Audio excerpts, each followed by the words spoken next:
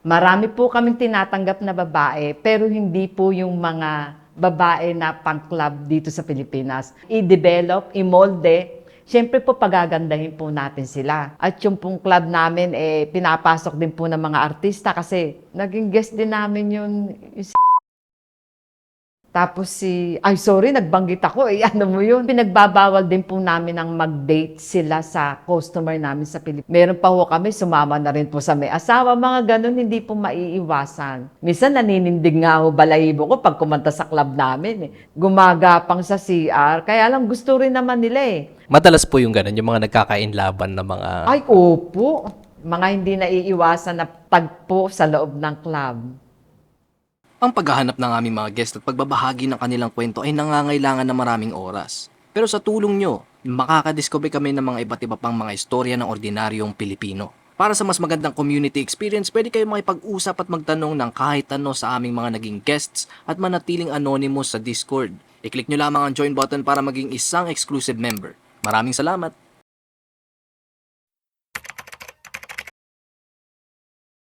Ako po si Joy, dati pong entertainer, naging club owner po dito sa Pilipinas, and at the same time, club manager din po sa Japan. I used to handle a lot of talents, singers, dancers, and even band members. Pag-usapan po muna natin yung sa Philippines po. Anong klaseng club po ang meron po kayo dito po? Actually, kaya po namin itinayo yung club na yun dito po sa Pilipinas dahil po sa kami po ay nagde-deploy po ng talento sa Japan. Ang club po namin ay somewhere in Tomas Morato and it is a wholesome club po. Marami po kaming tinatanggap na babae pero hindi po yung mga babae na pang-club dito sa Pilipinas. Puro lahat po sila ay dinedeploy namin sa Japan. Kasi kailangan po namin silang i-develop. Unang-una kung paano nila bibit-bitin na sarili nila once na nasa Japan na sila. At saka po kailangan po malaman din po nila ang pagkakaiba ng club dito sa Pilipinas at ang club sa Japan dahil napakalaki po ng diferensya. Ang aming pong babae dito sa Pilipinas ay hindi po namin pinapayagan na makipag-date sa mga customer dito. Pero kung minsan hindi rin po maiiwasan dahil may mga customer din naman po na wholesome din naman po ang pakikitungo sa amin. Ngayon po, ang talagang balak po namin sa kanila ay i-develop, i-molde. Siyempre po pagagandahin po natin sila. At tuturuan din po ng mga pangkaraniwan salita na ginagamit po sa Japan, lalong-lalo na po sa kagandahang asal po. Nabanggit po ninyo na wholesome po yung club po. No? Ano pong ibig nyo po sabihin doon? Anong klase po yung nagaganap po sa loob? Kaya ako po nasabing wholesome, meron po kaming ginaganap na palabas po. At saka pinapayagan din po namin ang customer na mag-celebrate po ng birthday. Dito po sa club sa Pilipinas po Yun po ang ibig namin sabihin. Pero ganun din po sa Japan dahil wala po kaming club sa Japan na hindi po wholesome. Mostly showtime po. Pag sinabi pong showtime, may mga ginaganap pong sayaw katulad po ng tinikling. Meron nga pong pandanggo pa sa ilaw, mga may hawak silang baso na merong kandila. At meron din pong mga manganganta. Nagkaroon din po kami ng banda po. At yung pong club namin, pinapasok din po ng mga artista kasi kami po ay nangungubida rin po ng artista. Mga gano'n na po katagal yung club nyo po na yan? Sa Pilipinas po, inabot po ng 11 years po yun. Nung kalakasan po ng Japan po yun. Dito po ba sa club po ninyo na to, may mga rules po ba kayo bilang isang club owner po? Ano po yung mga rules na ine-enforce nyo po? Sa Pilipinas po talaga pong may ruling kami. Kasi pag hindi mo po iminolde ng maganda sa Pilipinas ang talento, pagdating po nila sa Japan, ganun din po ang gagawin nila Kaya dito pa lang po ay dinidevelop na namin sila na, hanggang dito lang kayo Hanggang dito lang po pwede kayong umuwi sa bahay ninyo para kumuha ng damit nyo. Pero kailangan pag sinabi nyo kayo ay babalik, ng ganoong araw ay babalik kayo. Ngayon, pinagbabawal din po namin ang mag-date sila sa customer namin sa Pilipinas kasi kaya mo po kinuha sila sa kanilang mga probinsya para po mag-Japan, hindi po para kumuha ng mapapangasawa nila. Kasi hindi po sila makakarating sa Japan kung hindi po sila, kung mag-aasawa na po sila di po ba? Pero hindi po maiwasan kung minsan may mga pangyayari rin pong gamon, may mga nasisilaw po. Siguro po gawa po ng kahirapan or hindi na po makapag-antay sa kanilang pag-alis. Matanong ko lang po, no? Ano po Opo. yung mga nagiging requirements nyo para maging para po, makapasok po sa club po ninyo doon? Oh, napakahalaga po ng personality. Kasi po, dahil nga po sa dadali namin sila sa Japan, yung selection namin, hindi po magiging katulad ng selection ng mga Japanese. Parang mas standard ang gusto ng Japanese eh.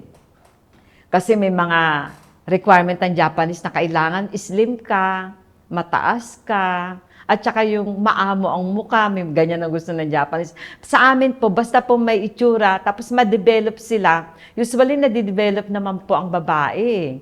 Kapag araw-araw na silang nag-aayos ng sarili nila. Yun ang mga kinukuha namin. At saka hanggat maaari po, kumpleto ang kanilang dokumento, napaka-importante po nun. Merong birth certificate, merong baptismal, at saka school records po, ID and passport po. Mas pinipili nyo po ba yung mga mukhang Hapon na mga Pilipina o hindi naman, basta may tsura lang? Yung pong edad, number 1 po talaga is may itsura. Opo, yan po. Ngayon sa edad po, hanggat maaari po 21 years old. Tapos hanggang 26 lang po. Kasi usually yun naman po ang mga kinukuha nila eh. Yung ayaw na nila yung masyadong bata kasi hindi pumapasa yun sa embassy at saka sa POEA. At hindi rin po pwede yun may edad na kasi ayaw naman po ng ating kliyente na mga Japanese. Clarify ko lang po, yung club niya po dito sa Pilipinas, Apa. hindi po siya yung iniisip ng maraming tao na yung parang tulad po sa ermita na yung may kumakaway na mga sa labas, Ay, tapos pagpasok marami pong babae, hindi po siya yung ganun po. Hindi po. Kasi yung sa amin po, i-set aside po natin yung iba. Wala po kaming doon. Pero sa amin po, kaya po namin itinayo para mag-deploy ng Kasi sa palagay niyo, sir, kung halimbawa kinuha mo ang talento sa probinsya, hindi sila pagpapayagan ng magulang nila pag nalaman nilang gano'n ang ginagawa na Tsaka baka ireklamo tayo, di po ba? Kaya hindi po kami ganun. Kaya lang, hindi po natin maiiwasan na ang mga babae ay kusa ng sumasama sa mga customer. Kasi sa dami po ng aming talento na nahawakan, may mga ilan-ilang babae na naging asawa niya yung kapitbahay namin na may photography shop doon. Tapos yung iba ay sumamay na rin sa customer. Meron pa ho kami, sumama na rin po sa may asawa. Mga ganun, hindi po maiiwasan. Kaya hanggat maaari, ayaw po namin silang nakikipag-date. Talagang chine-check po namin sila after ng bar hour. Chine-check po namin kung kumpleto po yung babae. Ngayon, minsan lumulusot po sila sa tanghali po eh. O kaya tataunin nila yung pauwi sila ng probinsya nila or ng dadalaw sa kanilang mga bahay. Sasabayan nila yung tatawagan ng customer. Tapos sasama na po sila. Yun, talagang hindi na namin makontrol ang babae doon. Pero pag ang tao or ang talento, talagang gusto nilang makaalis. No matter what, kahit taon, mag-aantay talaga sila. Makarating lang ng Japan. Japan ho talaga ang eager ang mga babae noon eh. Bibihira po yung nag-apply na punta ng Singapore or Korea po. So aware po talaga sila na kinalaunan, pagka na-train po sila, is papapuntahin po sila sa... Opo. Aware po sila talaga. Talagang yun na po ang sinasabi namin. So mostly po is performers po talaga yung mga nagpaano po sa inyo. Opo, talagang performers po. Lalong na po sa singing, talagang maski ako, humahanga po ko sa mga nakuha namin singer. Minsan naninindig nga ho balahibo ko pag kumanta sa club namin. Naiinggit po ako. Kasi bakit hindi ako binigyan ng ganun talentong kagandang boses. Tapos dancing po. Sa dancing po, meron talaga silang trainer. Talagang kinukuha po namin ng magtuturo para makasayaw ng maayos, ganon. At saka po, wholesome din po ang kanilang sayaw. Wala po kaming mga sexy dance, wala po. Sa nabanggit po ninyo, yung iba pong mga babaes, taga-probinsya pa, no? Di bali, paano po yun? Nagpo-provide po kayo ng housing nila, ganun? Opo. Meron akong inupahang bahay somewhere in Santa Mesa po, sa Santol, Vallejo, dyan po. Tsaka po minsan yung iba sa bar na natutulog, ganun. Kasi meron din kaming 2 rooms doon kung saan pwede sila mag-stay. Kami rin po ang nagpo-provide ng pamasahe nila para po makarating po dito. Ang probinsya po, marami po kaming naging talent na galing po ng Bisaya. Davao, meron din po. Quezon, mga ganyan po. Maynila, meron din po. Ayun po, no. Moving on po, no. Pag-usapan po natin yung mga ganap po sa loob ng club po dito sa Pilipinas. Ano po ba yung mga, pwede niyo po makwento sa amin dyan, mga secret happening sa loob, kaya mga nakakatawa, nakakatakot, o mga parang memorable moments po na na-experience niyo po dyan? Meron po kaming naging customer, siguro mayaman yun. Dito po sa Pilipinas to, talagang pag dumarating po yun, parang tiklop tuhod ang lahat ng tao namin, maski waiter, kasi lahat binibigyan sila.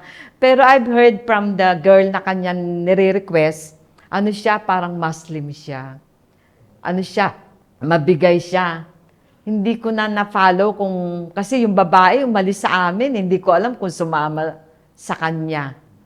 Tapos yung mga nakakatawa, meron kaming tauhan na kumakanta siya sa TV. Actually, hindi naman po siya marunong magbasa eh. Nagtataka kami kung bakit siya nakakakanta. Yung pala, yung kanta niya, kabisado niya. Yun yung mga happy moments. Kasi nagtataka kami, hindi naman ganun. Tapos yung pag nalalasing ang babae, talagang naaawa rin ako minsan sa kanila. Kasi talagang grabe ang kanilang pag-throw up, yung halos gumagapang sa CR. Kaya lang gusto rin naman nila eh. Sasabihan din naman namin na tama na yan. Tita, hindi niya ako ganyan. Kung gano'n na sinasabi po nila. Tapos yung mga moments na yung may nagpunta sa amin, naghahanap naman po ng parang escort. Hindi nga po kami pumapayag na na ilabas yung mga babae. Sumama ako. Talagang sumama ako. Parating daw yung kanyang guest. Galing daw na. Hindi po pwede yung mga babae namin ganun. Sabi kong ganun. Baka magalit yung mga magulang niya sa amin pag lalam. Sinamahan ko talaga. Although, yun ang oras na tulog ko, wala akong magawa. Para lang ma-safe yung mga babae, ganoon. Yung mga banda namin, ganun po. Minsan nag-aano sila eh. Nagliligawan din eh. Nagagalit ako pagka ganun eh. Tapos yung babae, tatago ko, magagalit yung banda. Asa na po siya? Nagtutulog na, sabi ko, kasi nalasing, sabi ko na lang. Pero actually, tinago ko siya. Kasi masisira yung show nila as banda. Dahil doon sa babae ko, di ba? Ang babae ko na lang itatabi ko. Tapos yung banda, hahayaan ko sila mag-show. Kasi babayaran mo yun no matter what, di po ba? Madalas po yung ganun, yung mga nagkakainlaban na mga... Ay, opo. Marami. Meron nga ho kung maikwento ko na rin po, meron po akong waiter na hindi ko alam nagkakagustuhan sila ng aking talento. Pero yung talento ko na yon, paalis na siya eh. Sa madaling salita, malis po, nakapunta po ng Japan. Doon ko na lang po nalaman na sila. Dumating na ngayon si talento dito sa Pilipinas. Parang naging mag-asawa po sila. Yung lalaki, nagselo siya. Naku, tatalon siya sa Tatalon siya sa luneta. Ano ba yung, yun sa luneta? Basta yung sabi niya, magpapakamatay na raw siya. Sabi ko, ano ka ba? Magpapakamatay ka dahil lang sa ganyan? Sabi kong gano'n sa kanya. Napilitan akong paalisin yun eh. Pinapunta ko ng Malaysia tulala na eh. Sabi ko, kesa naman abutan siya ng pagkamatayan niya rito, paalisin ko na lang. Ako pa mismo nagbagay sa kanya. Pinamasahin ko siya makapunta lang ng Malaysia. Nagtrabaho siya sa isang hotel doon. Kasi nga medyo na-inlove siya ng gusto doon sa babae, parang first love niya. Yun po, hindi rin sila nagkatuluyan sila at nagkaanak din naman, pero nagkahiwalay din. Yun po, mga hindi naiiwasan na tagpo sa loob ng club. At saka yung mga nawawala, gano'n. Paanong nawawala po? Di papasok na, alam mo, nasa kwarto na. Pag maiihi ka, check mo, makita wala na. Alam mo na, kung alam na namin kung kanino siya sumama. Halimbawa, yung pinagbabawal mo, wala magagawa, para bang aantayin ka lang matulog eh. Paglingat mo, wala na, lumabas na. Hindi na po namin, dahil hindi namin alam kung saan siya hahabulin, pero kinabukasan kahit paano, binibigyan namin ng penalty. Ang penalties po, alin sa dalawa, yung hindi siya magtatrabaho for 3 days, or pauwiin muna namin, hanggat hindi niya nasasabi sa sarili niyang siya ay talagang desididong umalis, hindi mo namin siya pababalikin muna. Paano po pala yun kapag may papaliparin na po kayo? Kayo po lahat yung nagsha-shoulder, yung pamasahe nila. Basta po sa entertainment, dapat po talaga ang magpo-provide ng lahat ng gastusin niya, ang manager po or kung sino man po yung kinuha. Kasi yun din po ang batas eh. Hindi po sila kailangan magbitaw ng pera hanggat maaari manager po. Mula sa pamasahe, sa pagkain, sa damit, sa sapatos, andyan pagagandahin mo pa. Mga ganun po. Lalo na kung kasi may mga auditioner na Japanese mismo at mararamdaman mo sa hapon mo na gustong-gusto yung talento mo, susugalan mo talaga siya. Pagagandahin mo talaga na siya ng gusto. Sa ano po, no? Sa mga guests po ninyo, sino-sino po yung mga usual? Mga foreigner pa? Pinoy din? O baka mamaya naman may mga artista po dyan. Mga... Opo, meron din naman po. Naging guest din namin yung tapos ay sorry, nagbanggit ako eh, ano mo yun? Yung ano niya, meron po. Tapos yung mga banda po yan, meron po. In terms of ano po, mga mas marami po bang foreigner o mas marami pong Pinoy? Mas marami po ang Pinoy. Foreigner, mas marami kung may Japanese kami bisita. Pero pagka wala po, wala rin po, ganun. Kumbaga, pangkaraniwang panauhin po sa araw-araw. Natutuwa po ako kasi sa dami rin po naming napaalis, napapunta ng Japan, may mga nagbabalik na nagpapasalamat at meron din naman pong yung hindi nakakalimot po. At ang ikinatutuwa ko po, marami sa kanila ang umasenso, yung pong nagkaroon ng sariling negosyo, nandoon na siya ngayon for good na siya sa ibang bansa, meron na siyang ganito, natutuwa po ako doon. Kahit paano, hindi naman ako katulad ng ibang club owner na pakabig. Tama na lang yung pareho na lang tayo, ganon. Kumita ka ng ganyan, kumita ako, ganon. Marami pa ang bumabalik na nagpapasalamat po. Estimate po ninyo, gano'n na po karami yung Ay, punta nyo marami sa ibang po. bansa? Sorry pero hindi ako kasing laki nung ibang ahensya na katulad nung, ayokong banggitin, baka magalit sila. Maraming maraming malalaking ahensya po talagang daan-daan ang napapaalis. Ako, umabot din po sa daan dahil nakapagpaalis din naman po tayo ng banda. Yun po, no? Balik ko lang po ulit konti. Paano po yun pagka may naharas po na employee po sa inyo? Ano po ginagawa dun sa nangharas? Parang kinikick out ba? Ban? Ganon? Ano po Opo. What do you mean po dito sa Pilipinas? Yes po. Opo, pinapauwi ho namin. Kasi baka kung ano mangyari sa kanya, magulang nila ang babalikan kami ng magulang eh. Kasi alam nung magulang na kaya mo sila kinuha para i-deploy sila sa Japan. Para mag-abroad po sila. Eh kung hahayaan mo sama sa mga customer nila, eh malapit na malapit po yan sa disgrasya. Kaya talagang kakausapin namin na muna yung magulang. Tapos hindi na namin pwedeng pakikuha nyo rito. Kung hindi nyo naman po kukunin, kami na lang po maghahatid dyan sa inyo. Ayun po, no? Moving on po tayo. Punta naman po tayo sa Japan na po. Opo.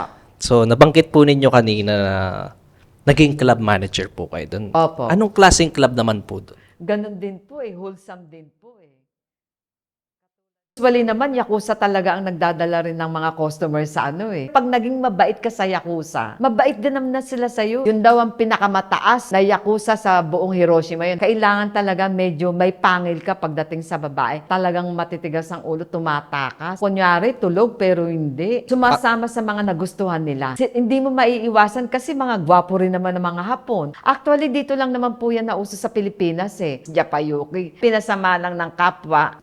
Nag-enjoy ako sa Japan. No regrets. Kung may tatanggap nga lang po ngayon, kahit walang sweldo, talagang babalik po ako At saka, huwag kang magsisinungaling. Kung nagsinungaling ka man, panindigan mo hanggang sa huli. Tayo malambing, maalalahanin. Gustong-gusto nila yun. Ang mindset nila, pag Pilipino, magulo pag nalalasing. Kala ko, customer, yung pala asawa niya na pala yun. Pag pumunta ng club, nakayapos agad. Actually, hindi naman po talaga ganun. Yung may mga babae po na hindi totoong trabaho sa Japan ang ginagawa, kundi makakuhuli ng matabang isda. Nagmamonkey business, hindi po rin maiiwasan yun. Mangilan-ngilan na lang pala nung araw na ang Yakuza po ay nananakit. Pinahirapan din po siya ng Yakuza. Awa po ng Diyos, hindi ko po naranasan yun. Puhunan po sa Japan ngayon, hindi po muka, hindi po katawan. Bait ang ipakita.